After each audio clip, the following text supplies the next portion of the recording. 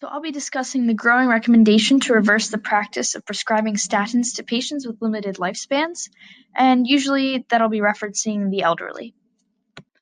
I'll talk about the pre-LDL era, the golden age of statins, the current controversy and current state of the issue, and a what now. In the 70s, there was lots of skepticism of a cholesterol-heart health link because current drugs attack the normal good functions of cholesterol in the cell, like in the membranes, along with the plaque-building negative effects of LDL cholesterol.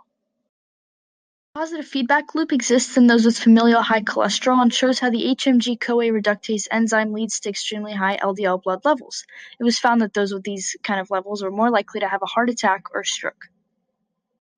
HMG-CoA reductase inhibitors, or statins, were then used to target LDL cholesterol synthesis, bypassing previous targeting issues.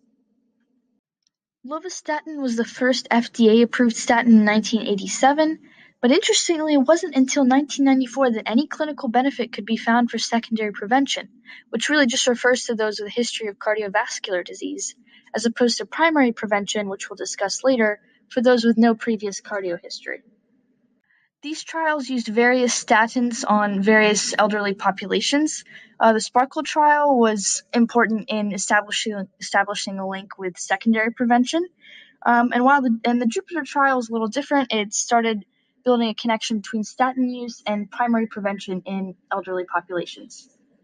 However, little evidence exists linking statins to primary prevention, and instead lifestyle changes are most recommended to promote heart health.